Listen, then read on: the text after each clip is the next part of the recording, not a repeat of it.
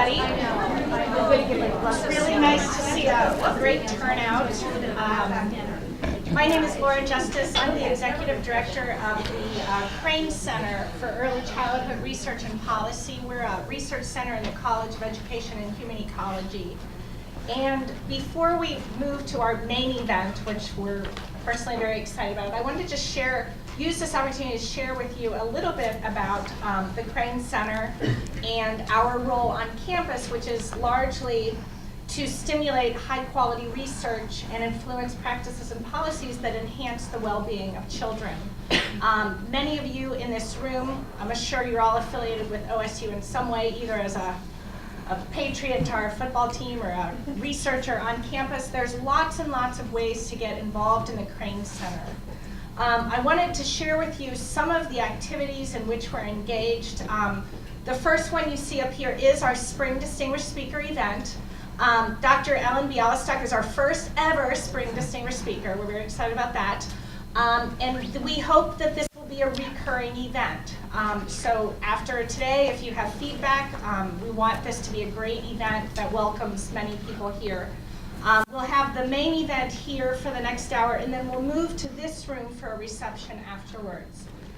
We also will have a fall thematic symposium on children. This year it'll be October 10th. This is a thematic offering, and this year the offering is it's on the state of pre-K. And so we'll be bringing in 3 nationally recognized scholars who study pre-K, and that's in the works right now. It'll be a full afternoon followed by a reception. So I really hope a lot of you would come to that. We have a monthly colloquia, and there's materials about that. We'll be setting up our schedule for next year, and I'd love to hear suggestions of amazing people in our community that we ought to spotlight. We're also invested in the Schoenbaum Family Center in terms of guiding its research. I won't tell you anything about that right now, except to direct you towards resources that are print materials that are available on the table outside that describe for you opportunities to engage in research at the Schoenbaum Family Center. We have a lot of workshops. We have a student-led writing group. We have white papers. The most recent one is available up front. We have training programs for postdocs and pre-docs. And importantly, I also wanted to point out that we'll be offering faculty and student research grants with a RFA due in September. So I'll ask that you think about checking in regularly on our website. I put it below. You can just search OSU to stay abreast of things like these grant opportunities and other activities that will be coming about. We really want to use our center as a way to involve people across the campus in research that's focused on children's well-being. Without further ado, I'm so happy to welcome Ellen Bialystock. Dr. Bialystock is a distinguished research professor at York University in Toronto, Canada. As you know, she was supposed to be here a few weeks ago, and due to unforeseen circumstances, we rescheduled. And we're so happy that she was able to work with us to reschedule this and that all of you came out. I consider Dr. Bialystock the nation, if not world's, leading scholar in the area of bilingualism, particularly cognitive advantages induced by being bilingual, and I know you're going to be talking about that today. She's received numerous awards. She's published over 100 peer-reviewed research articles. She's written several critical textbooks like Lifespan Cognition, Mechanisms of Change, published by Oxford University Press. So we will give her a huge Ohio welcome, and she will speak for about 45 minutes, and then we'll have a question and answer followed by a reception, so you can sort of grab her and share with her your own experiences with something you want to share with her about. So let's welcome Ellen. Thank you.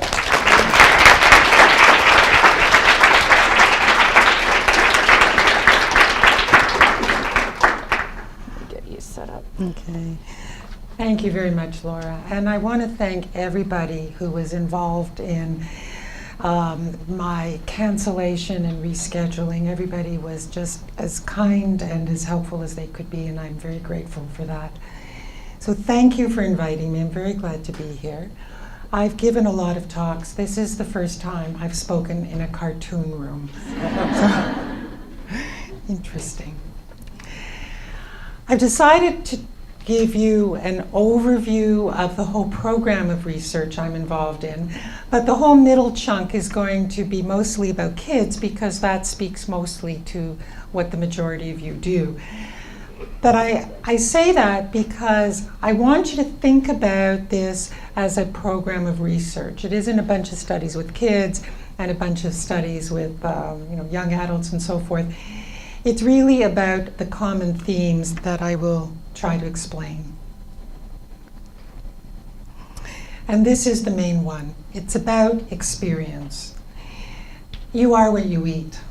Everything you do has some impact on the structure or function of your brain, on the cognitive processes you engage in, on the knowledge you accumulate. And if you put it that way, it doesn't sound radical or surprising. You probably are nodding. I see a lot of you saying, yeah, well, sure. You accumulate experience with the intention of it having some effect. And yet people are surprised when I say being bilingual changes the way your mind and brain work. So the argument I want to frame this around is neuroplasticity. So we know video game players develop speeded skill at certain perceptual motor, perceptual cognitive processes and activities. London taxi drivers famously have expanded areas in part of the hippocampus that's responsible for spatial navigation because that's what they do. So these are examples of function and brain function and brain structure. I forgot I had this fancy thing. Okay, but where do I? Nice, okay. That change the structure or function of your mind.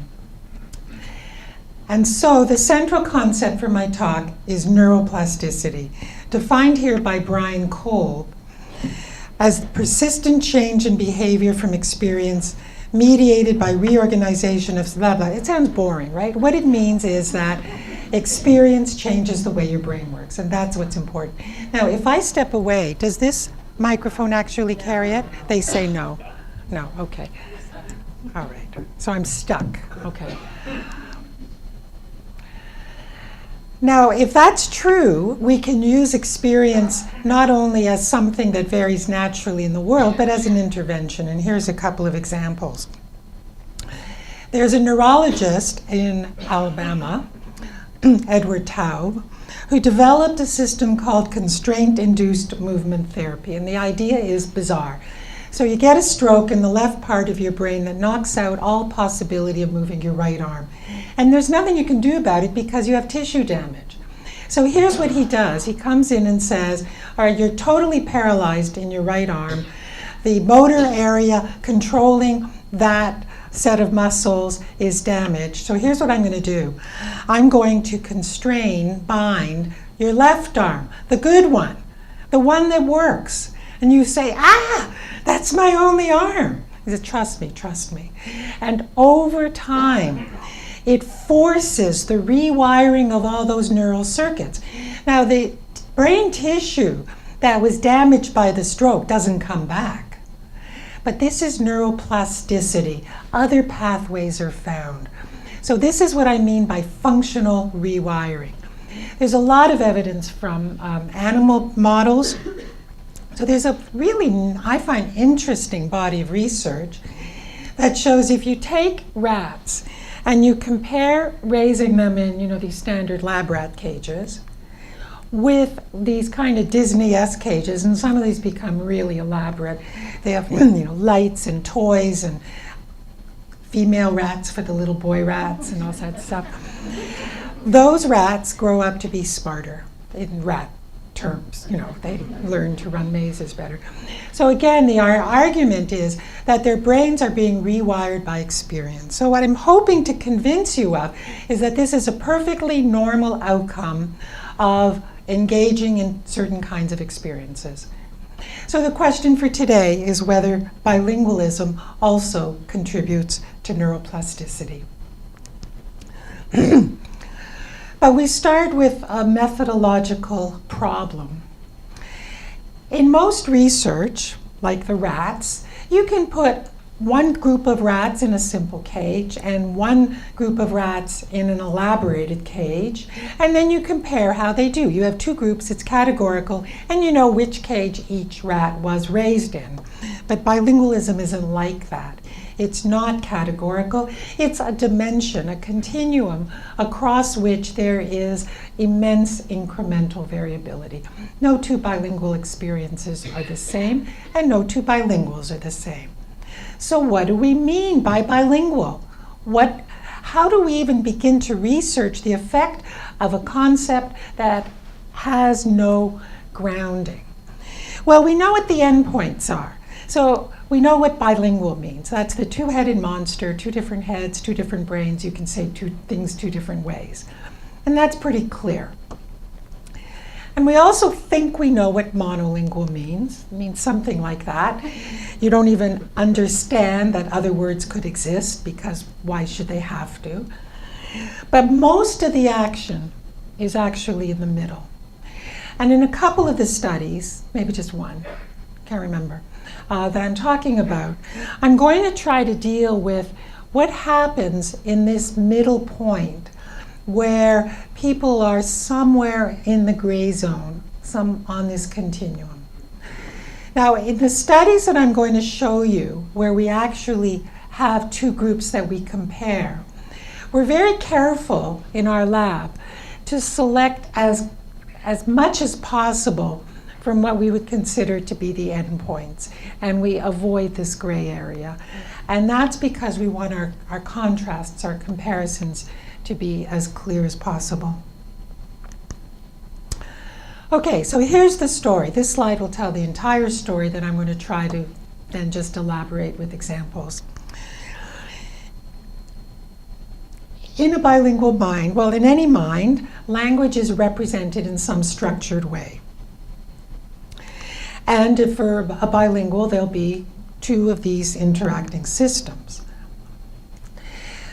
The key point is that for bilingual, both languages are always active. There isn't a language switch. So the mental landscape of a bilingual mind includes two overlapping systems competing for attention. Well, if that would be the case, why isn't there confusion? Why doesn't a bilingual frequently come out with the name of something in the wrong language? Because in this model, this kind of shared activation in the rapidity of online speech processing should lead to massive confusion and intrusion. It doesn't happen. And the argument, the central hypothesis, is that it doesn't happen because the executive control system is brought in to focus attention and manage the conflict. All right, the implications.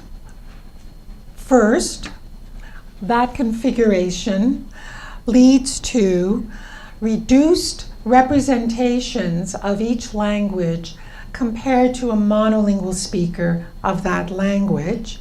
And because of this joint activation, in general, language processing is just more effortful. There's just more going on. These representations are overlapping, they're conflicting, they're not as elaborated. So all language processing for a bilingual is more effortful than it is for a monolingual. But because both languages are always active, the executive control system, which is a domain general set of cognitive processes, is brought in and included in language processing to monitor and select attention so that the correct language is being used.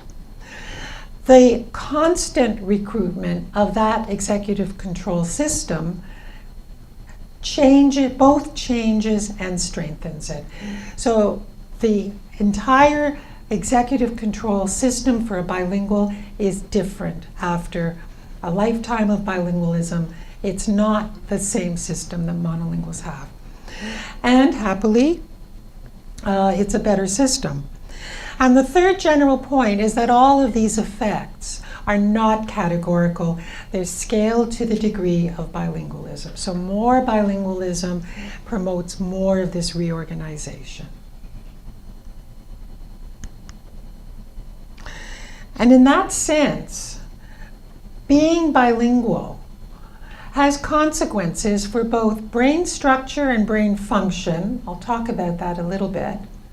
And clearly consequences for behavior, but not just verbal behavior. The most dramatic consequences are seen in nonverbal behavior, where the executive control system is needed. Okay.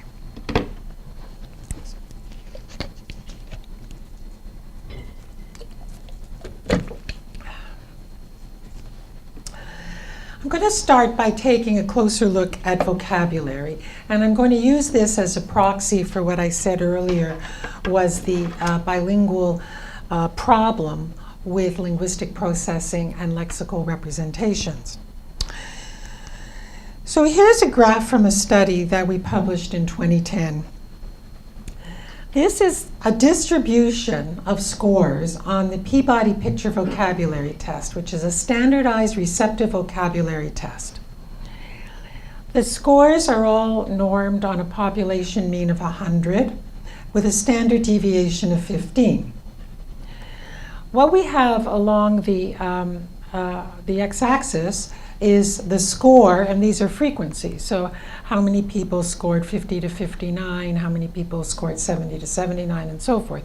So there's simply frequency distributions from a sample of, oh, isn't that interesting? I didn't put the sample size there. Oh, there it is. Okay, so there's over 1,700 kids altogether, okay? So the first thing you'll notice is that it's essentially two normal distributions, and that's pretty good, because any trait that you measure should distribute normally in a population, and it does. Now, I want to use this graph to evaluate the sentence, the claim that I made a few moments ago, that bilinguals have a smaller vocabulary than monolinguals in each language. Is that a true statement? Now, here's data from a very large sample. And what you can see is that each of these separate distributions is normally distributed with a mean slightly shifted from the population mean of 100. Now, when you do any kind of statistical analysis on this, the monolingual mean and the bilingual mean are wildly different from each other, in part because it's such a large sample size, it's a very sensitive model. So you could say statistically, monolinguals have a higher vocabulary than bilinguals. But is that a fair statement? If you look here, those are the monolinguals for whom that sentence is true.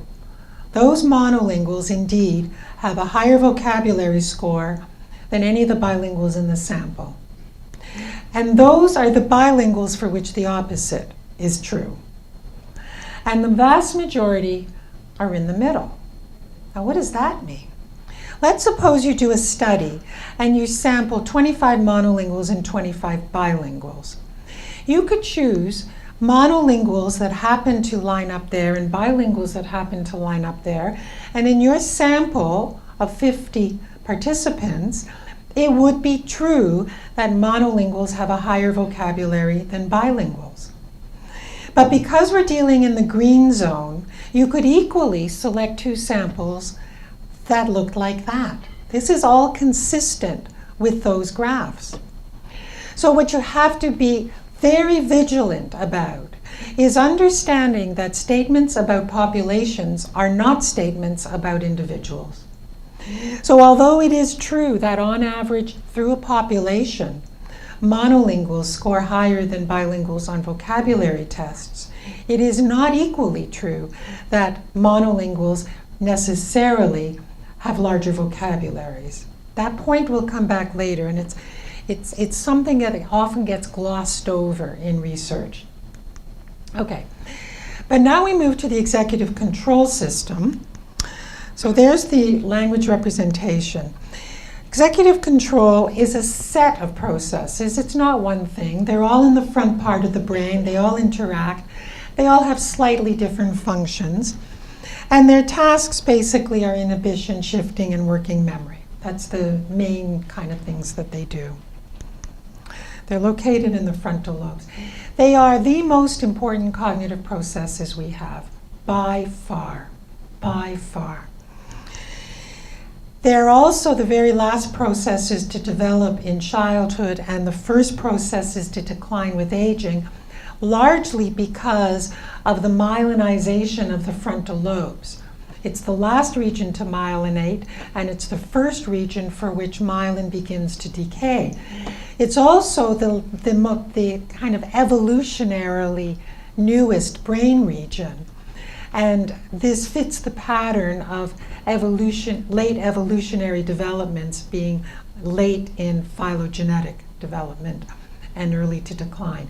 So it's a uniquely human, late developing, highly fragile, crucially important set of cognitive processes. Well, should we be worried about the decline of executive control? Okay, well, I've said already that this is the system that manages attention to language. All right, I actually have some examples to explain the components.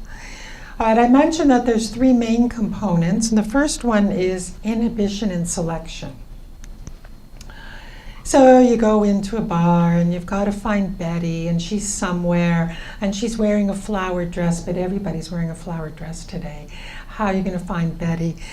You have to go into a situation like this where you're bombarded with stimuli, with some ability to focus attention, not get distracted, and then eventually select the target. That's an executive process. The second important feature of this system is shifting and multitasking, and that's kind of what he's trying to do.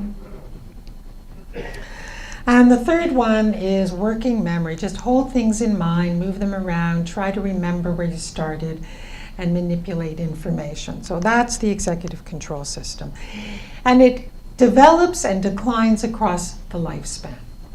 So what we've shown within our research is that at all stages of the lifespan, we can see differences in the executive control system. We use tasks that are based on perceptual conflict, multitasking, inhibition, and shifting. I put examples here to refer back to the definitions I gave you a minute ago. So tasks based on all of these components of the executive function system, by and large, are performed better by bilinguals. There's some research, not mine, showing 7-month-old babies with better visual attention, and at all the other ages, many labs have contributed, and we've done research with all of those groups. So that's the pattern. The story is that these enhancements occur as a function of practice, because that executive control system gets tied into language processing. Every time you use language or hear language, you are recruiting this system, and it is fortified.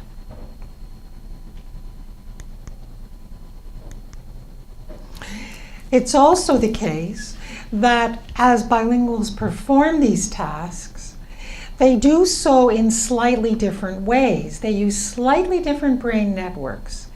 So their performance is often, not always, measurably better, but what's consistent is that it is qualitatively different. It's based on slightly different wirings in the brain.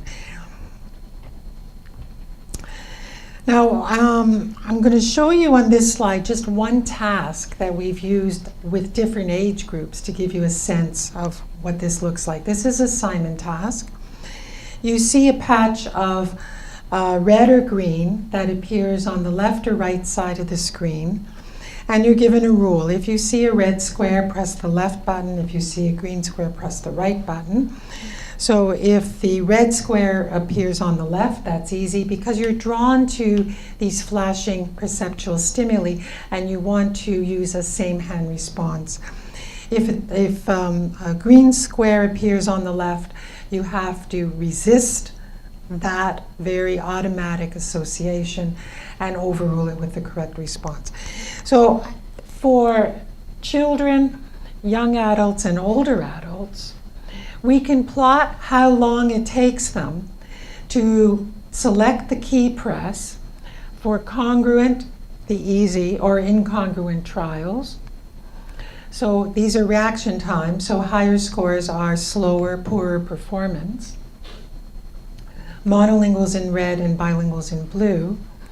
And you see the pattern is always the same throughout the lifespan. So on all of these trials, bilinguals are performing faster. They're able to shift between the trials, they're better able to inhibit the irrelevant information, they're better able to hold the rule in mind. Everything that's involved in that task is slightly more efficient for bilinguals at all of these three lifespan snapshots. Now, the kind of gold standard for executive control is a Stroop task, and so I thought you should earn your dinner here a little bit, and you should do a Stroop task because it's really dull just sitting there and being an audience, right? So you know the rule, right? All you have to do is name the color of the font. Don't read the word. Name the color of the font. And you're all going to do this out loud, very loud, as fast as you can. Don't cheat, okay? You got to see what it feels like. So I'm going to show you these words. Ignore the word. Tell me the color of the font out loud as fast as you can. Red, blue, green, red, green, blue. You see? You thought you were so clever, huh? Okay. It's hard. And why is it hard? Because you're bombarded with two pieces of information, each of which leads to a different response, and that's conflict. And you don't know which, you have to resolve that conflict. That's what the executive control system does. And it's what it does every time a French-English bilingual sees a dog and chien emerges somewhere deep in the brain. It's the executive control system that manages that conflict. Okay? So we do this task, we give it to monolingual and bilingual participants, and we can look at how much extra time it takes them to do the more difficult incongruent items. And we've done this in 2 published studies anyway. So here's how to read these graphs. Whoops. Okay. All right. Two different studies. What I'm plotting here is this. In this study, we plotted how much more time does every individual need to do the hard items compared to their own speed for the easy items. And for reasons I could never recreate in this study, we calculated the proportion of extra time. There were different studies, so anyway. But you'll see the patterns are the same. Young adults are the solid bars. Red is monolinguals. So again, the monolinguals have more difficulty saying red when the word is green. And these are older adults who are slower all around, but the pattern is identical. So this is how executive control comes into play on a task that presents conflict, and how bilinguals on the same task actually are more efficient. I mentioned before that the brain bases are different as well. So I've just thrown in this one slide here to show you what I mean.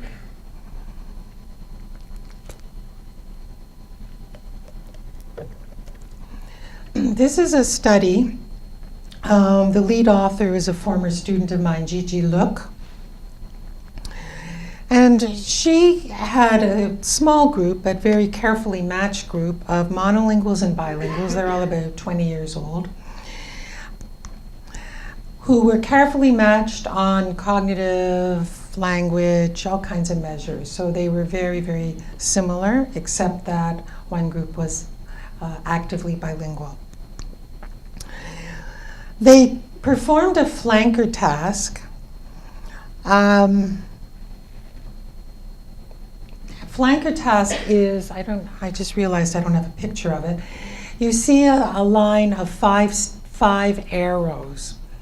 And you are required to press a button on one side of the screen to show which direction the central arrow is pointing. But there are two irrelevant arrows between that are either all pointing in the same direction as that central arrow or in the opposite direction, creating conflict. So like the Stroop task, you get congruent and incongruent trials. Congruent trials are easy. Incongruent trials create a problem because you're pulled to the direction that these irrelevant flankers are leading you. So she gave this task to monolinguals and bilinguals. Oh, there, I do have a picture. Well, not so dumb. They're actually just arrowheads. And she moved it around a bit. So here's the relevant conditions. This is a congruent trial. They're told, press the key on the side of the screen to show which way the red arrowhead is pointing.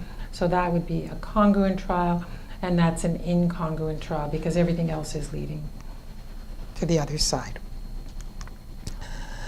All right, now they did this in fMRI. So what we're going to look at is fMRI data, but it's not the usual kind of fMRI data.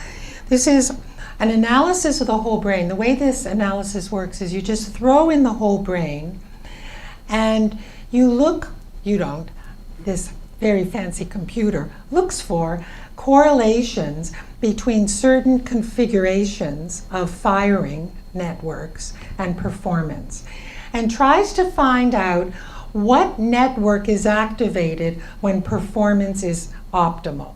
So what is the best possible network to perform that kind of trial? What you get is a picture of the network, which is actually irrelevant for our purposes. It just shows you this bits, this bits, this bits, but it's all a network. It's not little regions. What's important is this. These are correlations. So the correlation between activation of that network for each of the groups doing each of the trial types. On the easy congruent trials, monolinguals and bilinguals, light green and dark green, do exactly the same thing. Their brains look the same. These are really easy trials. Everything leads you to the right, you press the right button. So this is a correlation. Up and down is it's arbitrary. You can just flip this and it all goes the other way. These are pretty strong correlations, or 0.8, which is very high, between doing well on the congruent items and having your brain look something like that. On incongruent trials, where there's conflict and it's harder and slower, now the groups are doing different things. So the monolinguals continue to use this same configuration, but the bilinguals do something completely different. This doesn't tell us what they're doing, it only tells us they aren't doing this.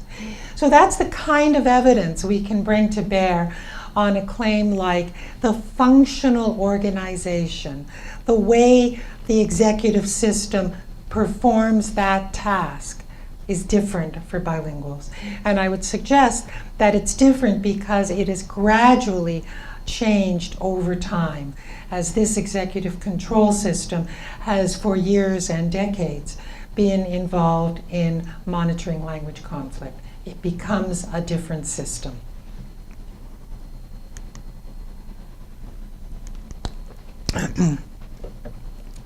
And so now let's go back to the main point. What about children? The study I'm going to show you now deals with two topics that I want to emphasize. One is how these systems work for children, and second, how they work when you're in that middle gray area where you're neither monolingual nor bilingual. If what I'm saying is true, if the executive control system is changing because of bilingualism, because through use for language management it is changed, then we should be able to see increased change with emerging bilingualism. That would be a logical implication of my argument. So in this study, it's actually two studies. We use continuous estimates of bilingualism as well as other factors. So we had no groups that we called monolingual or bilingual. There's two different studies. They were conducted independently for different purposes, and we only saw the commonality after the fact. Both of these studies were conducted on children who were in immersion education programs. These are very popular in Canada. I know there are pockets of acceptance here, but they're wildly popular in Canada. So an English-speaking community will send their children to a school where only French is used as the language of instruction, for example, even though there's no French spoken in the home or the community. In study one, we had children who were in a Hebrew day school program. They spoke English at home. Instruction was in Hebrew. In study two, these are children who were in a French program. This is actually a private French school, not a French immersion program. Now, because these studies were done independently, the measures we used in each study were different. So you're going to see the results of different tasks. But what's the same is that in both studies, all children were scaled for their degree of bilingualism and other factors, and all children completed a metalinguistic task and an executive control task, but different tasks. The data were analyzed by regression models, so we wanted to see what's predicting performance on the executive control task and on the regression task. And so the regression model was designed to first take care of things that we wanted to get rid of. So age, because the children spanned a 2 or 3 year age range. So first you put in age and you make sure that's not part of the variance you're looking at. Then we had two measures that we call sort of intelligence.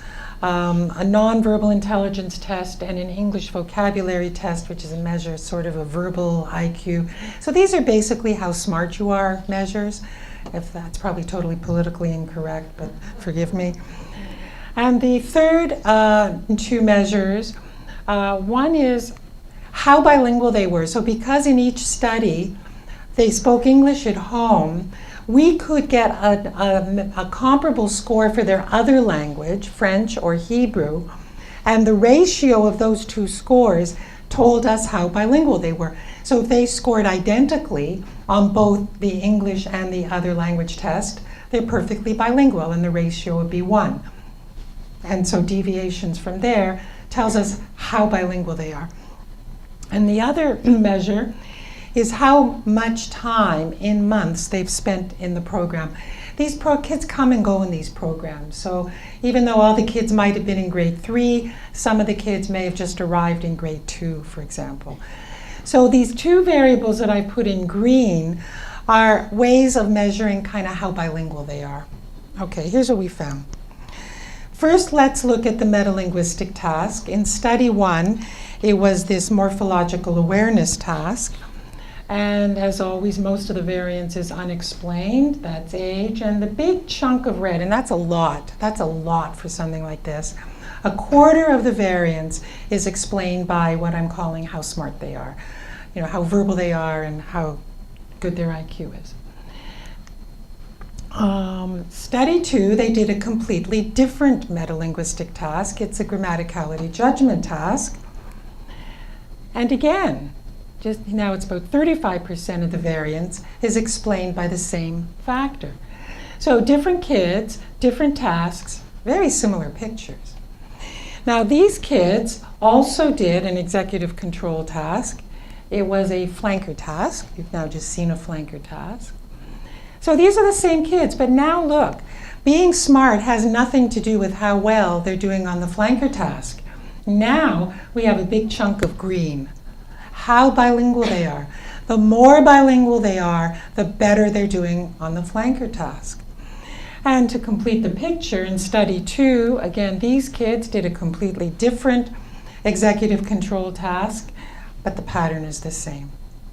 So that's a pretty compelling similarity across the two tasks where the two studies, where the kids are different and the tasks are different, show that more language proficiency leads to better metalinguistic awareness. That's not surprising. And more bilingual experience leads to more executive control. That's the main point, okay?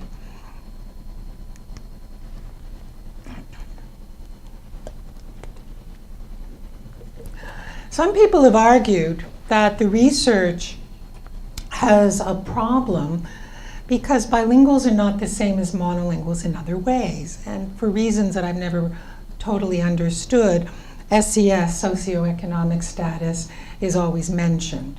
Honestly, I don't know why it is, but it is. I know how to do research, but anyway. So I have two studies to show you where we examine this.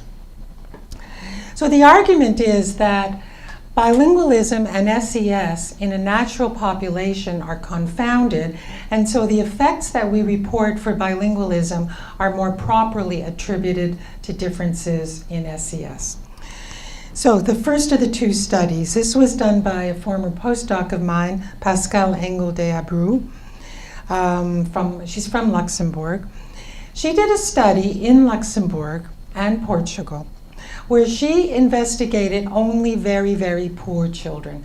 So the way SES is controlled in Pascale's study is by holding constant a really, really narrow band of very disadvantaged children, and then looking to see if bilingualism emerges as something that can explain performance within this highly controlled SES environment. She had 40 children, 40 Portuguese Luxembourgish children in Luxembourg, but interesting, these 40 Portuguese monolingual children live in the same province from which all of these families emigrated. They came from the same very poor northern region of Portugal. She matched them on a gazillion thing, and I use gazillion as a technical term. It's kind of staggering how many things were identical about these two groups. Okay, here's just a vocabulary comparison. These are the bilinguals. The green lines here are their vocabulary scores in Portuguese. Now notice that the Portuguese Luxembourgish bilingual children have a lower vocabulary than Portuguese monolingual children, just like you've seen before. That's exactly consistent with that big normal curve distribution I showed you. This is their Luxembourgish vocabulary. They're not great, but they are attending school where all instruction is in Luxembourgish. Okay, she gave them a bunch of tests. Fluid intelligence test using a Raven's matrix. You have to figure out what piece. I'm going to go through this quickly. A visual memory test. You see something like that or something like that, and then you have to remember which of the cells had the odd shape. It's simple memory. There's no executive control. It's not even working memory. Very simple. Another example, you see dots, and you have to remember where they were. It's just simple visual memory. And then two different executive control tasks.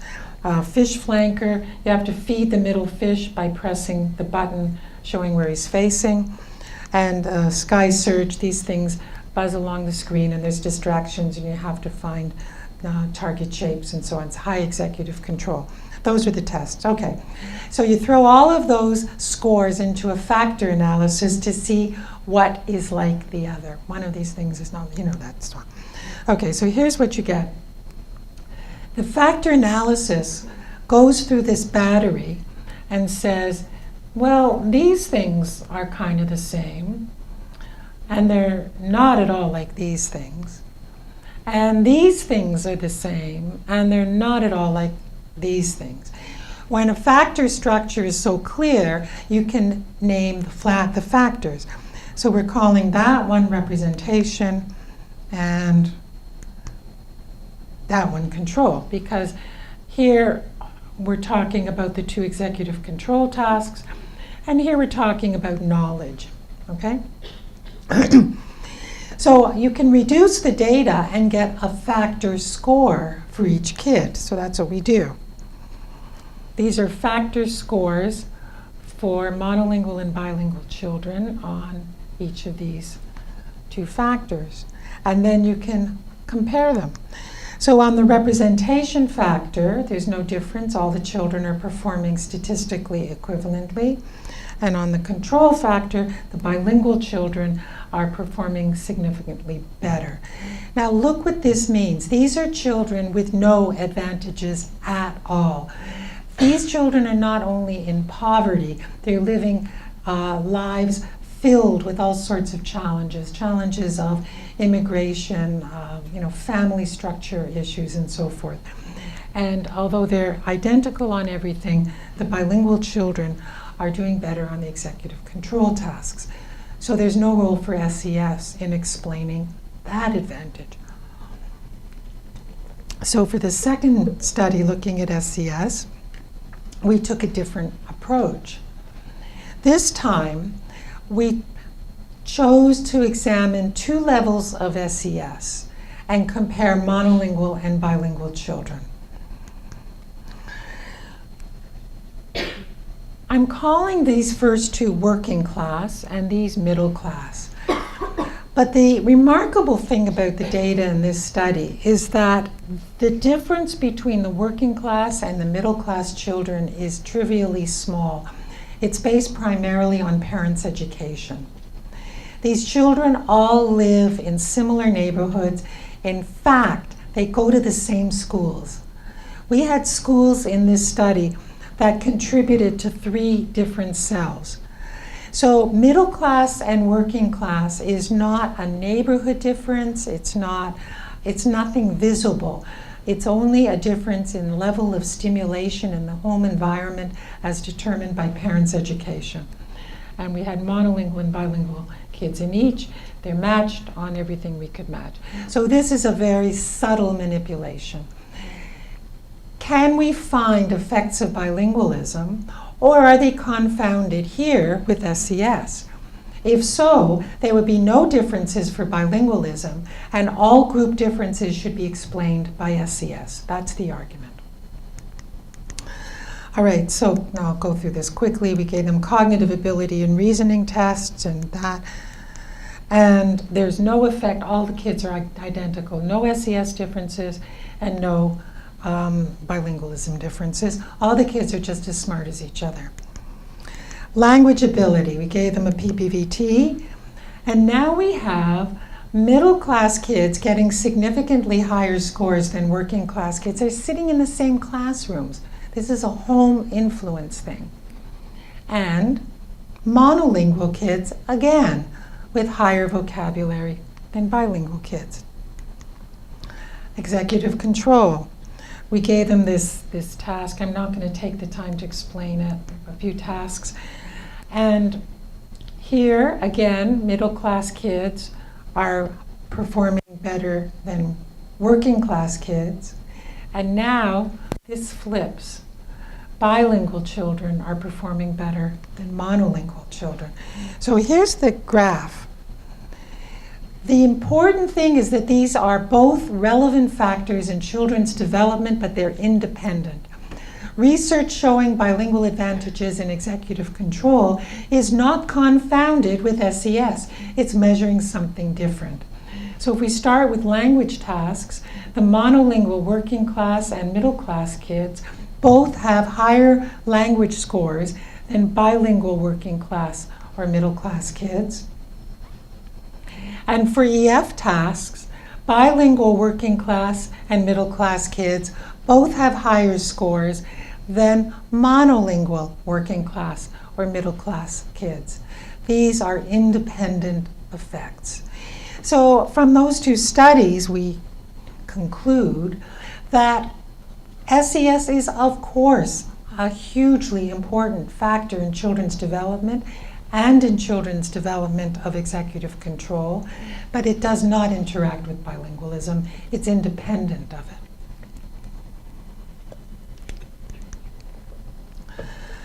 And why does this matter for aging? Because executive control, as I mentioned earlier, declines with age, and it's the most important cognitive system we have. And you're not going to sit around and wait till you're 80 before it declines. It declines at 30. You're all over it. Okay. A little sobering thought. We have this crucial system for a very short time. Now, this doesn't mean it crashes and burns right away. It means there's a steady decline from middle age through adulthood, through older adulthood. So everything becomes more effortful. Now, I didn't really show you much, and this is the last main point I want to talk about. I didn't really show you much about the research we've done with aging, except for I had one slide up with older adults doing the Simon task. But all of that research is based on healthy aging, people who are cognitively aging in a normal, healthy way, so they're getting slower and things are more effortful, but they are not cognitively impaired. What happens when cognitive aging is not normal? Does bilingualism continue to play some kind of protective role? Now, it's a bit of an odd question because the primary symptom of dementia is a memory failure. And I haven't told you anything about bilingualism and memory. There's a bit of mixed evidence, but nothing very compelling. Everything I've told you is that bilingualism improves executive control, which is the front part of your brain. Memory is in the middle part, the medial temporal lobe, and Alzheimer's disease hits there first. Why would bilingualism have anything to do with a neurodegenerative disease that affects memory in the middle of the brain? Well, undaunted, we thought we'd ask. So the first two studies I'm going to show you were done by examining clinic records of patients who came to the Baycrest Center and were diagnosed with dementia by the team of neurologists.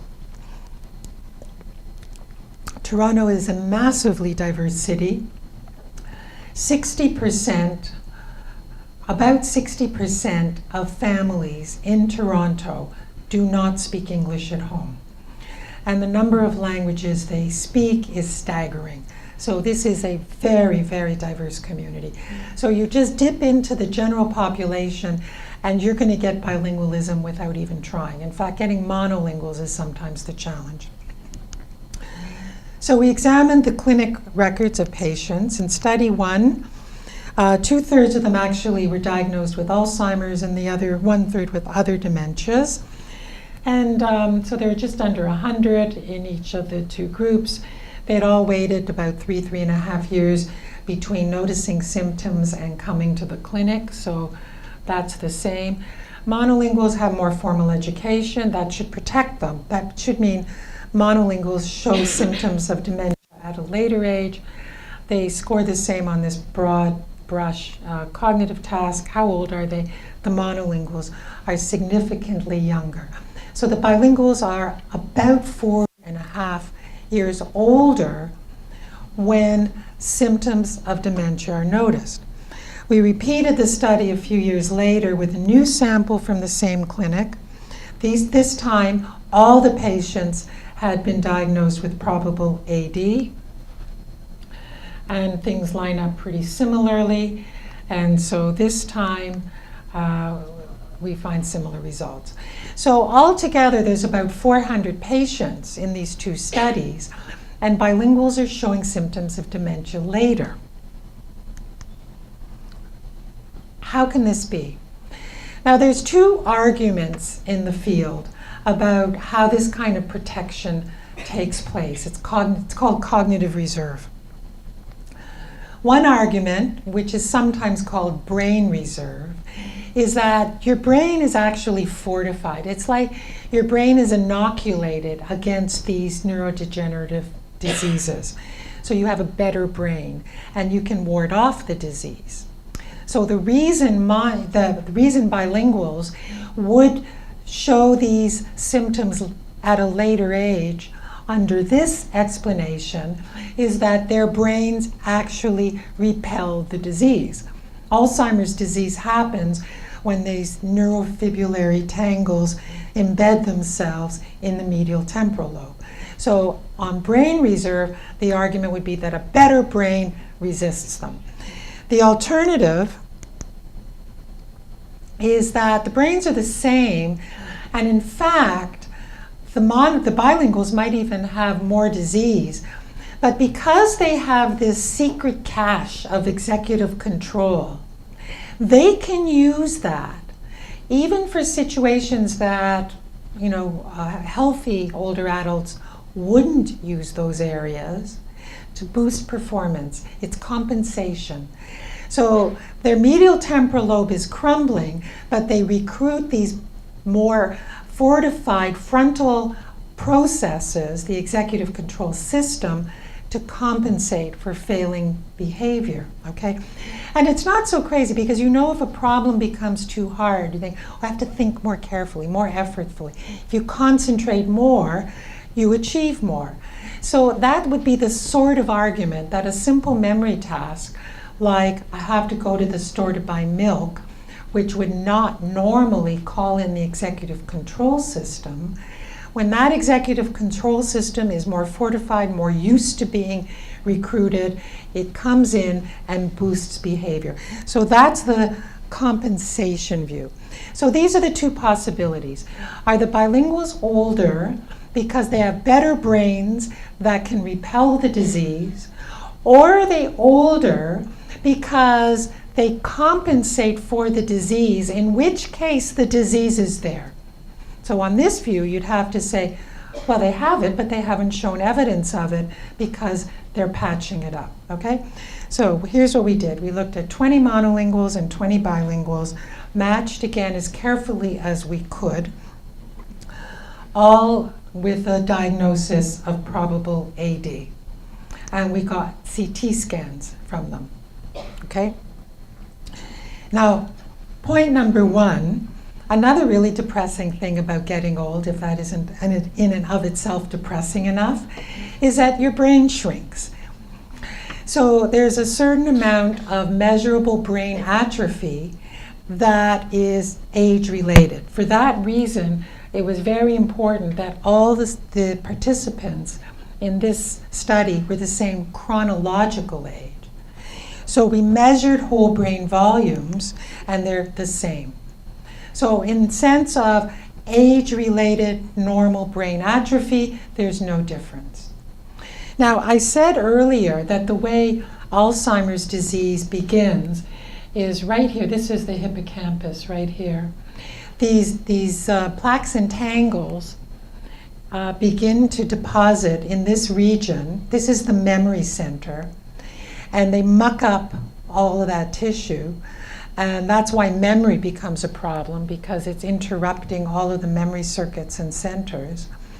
And because these are CT scans, the way it shows the presence of plaques and tangles is through black holes or atrophy, because these plaques aren't imageable. So what they do is they're replacing the gray matter, which is imageable, with black stuff, which is atrophy, okay? So clinically, CT scans can be used and are used to determine how much Alzheimer's disease a person has. You simply measure some of these points in the medial temporal lobe, and more atrophy signifies more Alzheimer's disease, okay? So here we go. So these 20 monolinguals, 20 bilinguals, they all go into the neurologist's office and they all look identical. They're the same age, the same cognitive level, their memory scores are identical. There's no way of telling them apart. And so now we look at measures of their medial temporal lobe, and there's 3 specific AD measures. Temporal horn, the bilinguals have significantly more atrophy. The ratio of the temporal horn, again, and the third ventricle. So these are 3 measures used to clinically assess degree of Alzheimer's, and the bilinguals on all 3 had significantly more disease, and they functioned the same. So our conclusion is they're compensating.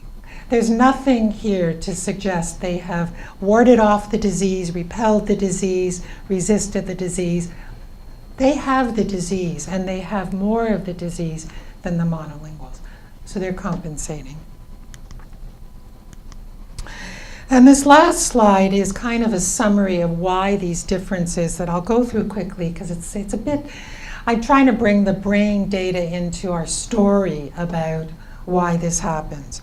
So 3 points. Point number 1, constant need to manage attention and language processing recruits the EC network. Okay, I've said that several times. But how do we know it's true? I've chosen this one study, again, Gigi, look, did a meta-analysis of 10 fMRI studies in the literature. All 10 studies involved bilingual subjects, only bilinguals, doing a task in which they had to switch between languages. So either naming digits, if they're in red, you name them in one language, if they're blue in another, or naming pictures, if it has a box around it, you name in one, that sort of thing.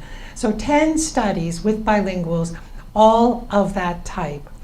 And she looked at the areas of activation that came up at the point they had to switch, stop naming them in English, start naming in Spanish. Those switch points where attention is required. And the meta-analysis showed this network.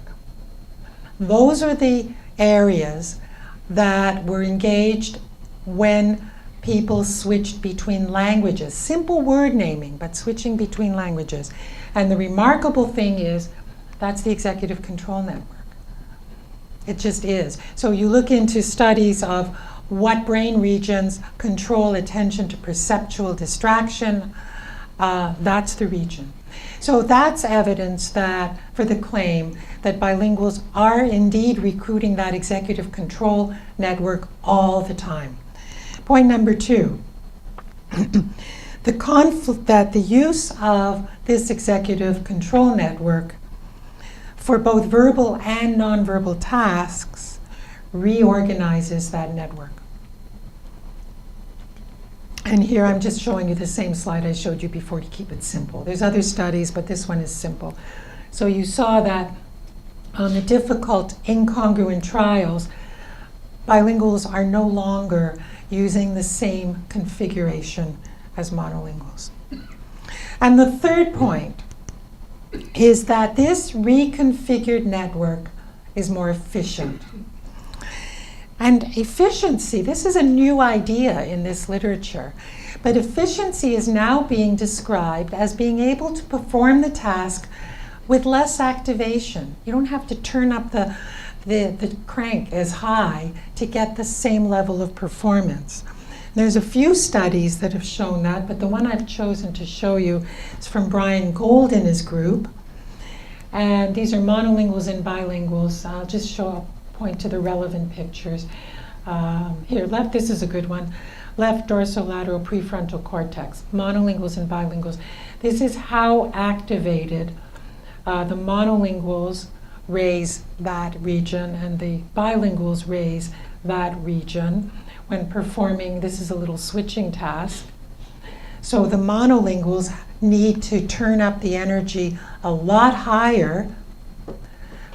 And this is a correlation between how much activation there is and how good performance is. And these are reaction times, so lower is better. The less activation, the better the performance. And that's a pretty strong correlation. So the bilinguals can get away with less activation, and this is part of the reason they have better performance. So that's the story that we're working on to explain this array of findings. So the primary effect of bilingualism is through this cumulative practice. It's this intense experience that has the effect of changing that fundamental executive control network. And this, I believe, is powerful evidence for neuroplasticity. The experience of using language in a certain way over a lifetime reconfigures this crucial cognitive network. and everything you practice is good for you. Those are some of the people in my lab who actually did all the work, and my funding agencies, and I thank you.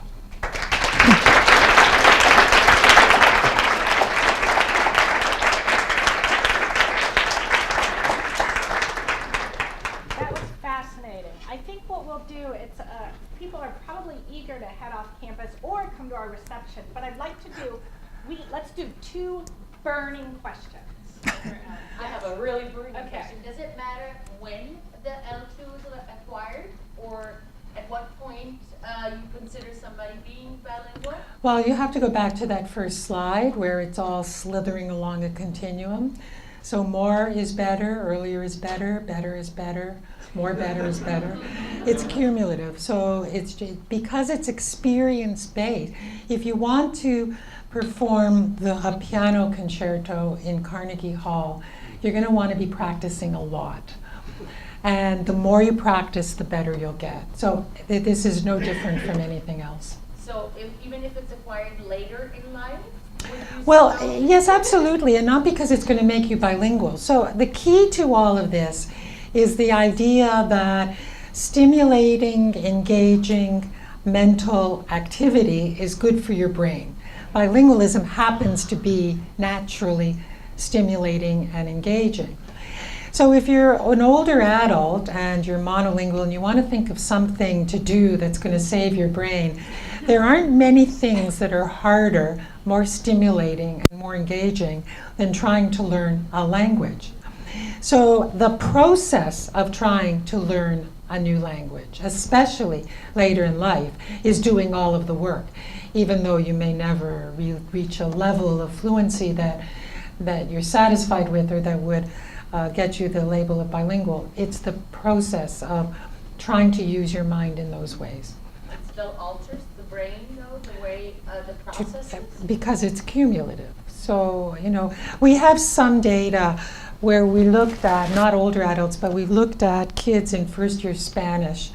So we took kids who had never taken Spanish before, were monolingual, and enrolled in Spanish, which in our university is a 2-semester course. So we tested them in September and then in April, okay, using ERP measures of brain function while they were performing some executive control tasks. I have to tell you that after a year of introductory Spanish, their Spanish was appalling.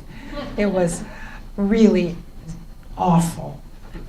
And yet, we started to see differences. We compared them to a similar cohort who were not taking introductory Spanish, they were taking introductory psychology. That was our control group. And in the Spanish group, even under those minimalist conditions, we could see the certain configurations beginning to change in the brain. Wait, one more burning question? John? This is a question about sort of the age, or the age at which bilingualism has its onset. My area is sort of more about subdomains of language. So I realize the analyses you presented aren't mostly sort of correlational with language-specific components of language tasks, but do you have work that you didn't present that maybe talk about how semantics, pragmatics, syntax, morphology, depending on the subdomain of language, you find a stronger association with executive control? That's interesting. That's a very interesting question. I think what you're asking is, are some aspects of language proficiency or language use more driving than others? And I have not thought about it. I think it's a really interesting question. I don't know. We tend to use vocabulary because it's easy to measure and it's obvious. And it didn't seem to have a big connection, right? Vocabulary, right? Oh, no, on the contrary. The more bilingual you are, as measured by, vocabulary size, and we use lots of different measures of vocabulary. We use expressive and productive and receptive, all sorts of stuff. The more bilingual you are, the better these outcomes. We do have those data. Let me just say one thing. This doesn't answer your question. Your question is more interesting than this, but we do have at least one study with children where we got 2 studies with children where we also got measures of grammatical knowledge of English, and the results seem to follow along with the vocabulary. Okay, so to your knowledge, like studies that were specifically syntax, specifically Yeah. morphology, that hasn't been done. Not to my knowledge. Okay, one more eager hand raiser. You've used bilingualism as the term, and I'm fine with that. But at the same time, I'm wondering about diglossia and multilingualism. Yeah. Diglossia you could sort of define as or bilingualism light, the difference between Swiss German and Yeah. Standard German, for example. And then with multilingualism, the term is self-evident. And I'm just wondering if either of those phenomena add any interesting dimensions to what you're doing. It's all interesting and it's a mess. So, so just a couple of comments, but no answers, okay? So let's look at dialect differences first. Now, there's clear cases where dialects are languages, that it's just really, really a political thing. And then you can say, all right, so somebody who speaks Mandarin and Cantonese, that's bilingual. They're different enough, okay? German and Swiss German, well, what are you going to do with that? And then I think, well, you know, Spanish and Catalan, they're not all that different. Watch it. Okay. They're hugely different. But this is the problem. I mean, I don't know. And then, you know, we get the related question is, are the effects greater when the two languages are similar or diverse? And there is a group of people who will argue with enormous passion that if the two languages are very diverse, then it engages much more executive control because you have to switch over a larger distance and you have to change, you get no benefit. So much bigger benefit if the languages are different. And another group of people who argue with equal passion and equally no evidence that if the languages are very similar, that clearly needs more executive control because there's more confusion and there's more okay. There's no evidence. Any study that we've done, what we've done basically is take subsets of data. We haven't collected data particularly for those purposes. But when we disaggregate our sample according to the other language, we've never found anything that shows one or the other. But the other part of your question is about the addition of more languages, and here again, it's a mess. So there are a couple of studies that suggest added benefit from more languages. We're doing a couple of studies in our lab now looking at bilingualism versus trilingualism. But if you take all the mess that I tried to show you about bilingualism on that first slide with the dimension, trilingualism raises the stakes by an order of magnitude because the third language has such a variable relationship.